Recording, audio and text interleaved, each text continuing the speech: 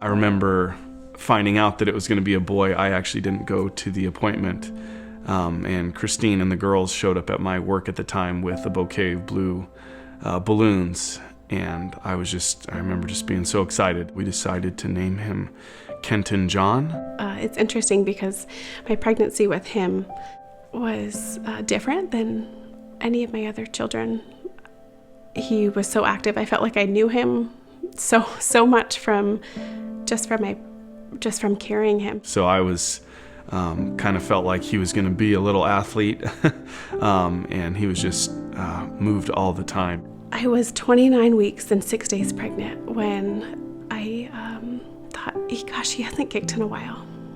And I tend to be a little bit of a worrier, and so I second-guessed myself. No, okay, so I sat on my couch and drank orange juice and ate a couple of my kids' fruit snacks to get him to move, and he still wasn't moving.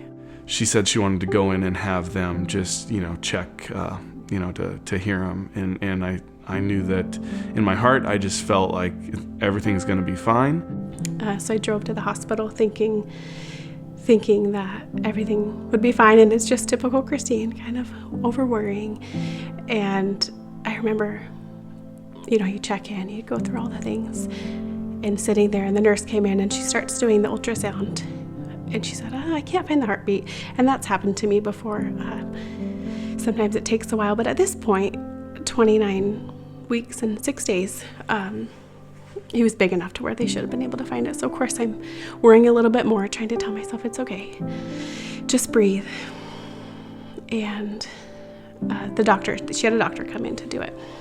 I can picture it so clearly. She came in and she's doing the ultrasound, and the silence was just deafening. She actually turned it off and said, "I'm so sorry." I think I just let out a cry that I had never heard from myself before. I think just said, my son.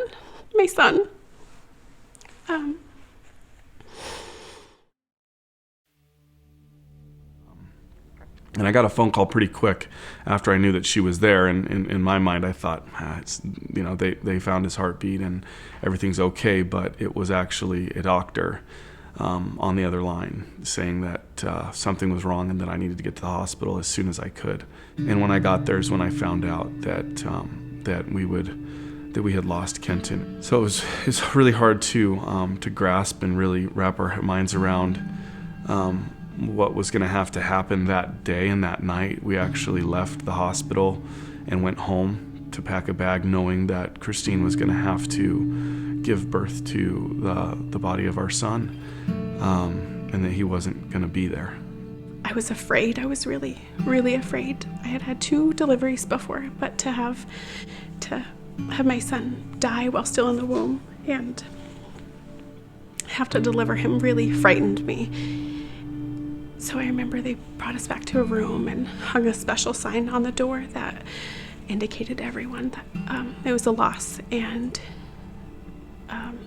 the only thing that I could do to bring peace in that moment was put on this playlist. And I think there was like 6 to 8 songs on there.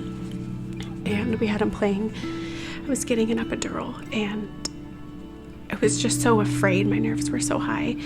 And there was a certain song that came on, and both the nurse and the man doing my epidural were humming along. They both knew the song, and they were humming to it. So to have to meet your baby for the first time and say goodbye in the same moment because they're not actually there. You know that you're looking at what would have been, and he's not even there. He's already with Jesus. It's really, really hard.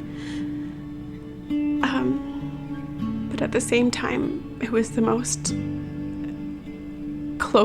of the most close times I've ever felt the Lord, and he just surrounded us with his comfort and this peace that you cannot explain. He was thick, he was there, and it was beautiful. And after he was born, we were able to spend some time with him and put a diaper on him and hold him. Really through it all, the only thing for me that really solidified in my mind that everything was going to be okay was that God was with us through it all, and just really brought peace on us. I had been told by people in my life who were unbelievers and didn't know the Lord how strong I was to get through something like that, and I couldn't, it couldn't be more untrue. I was broken, I was weak, the strength was only from the Lord. There was nothing about that came from me. I was walking through the motions, but it was God who was carrying me and giving me his strength.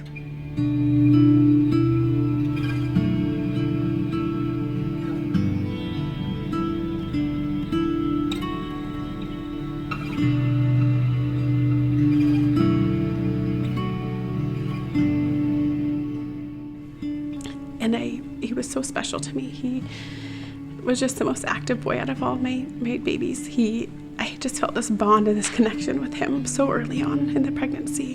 And it's like I know his heart. I know when we're reunited one day, it will just be just the same. I'll get to make up for all the times.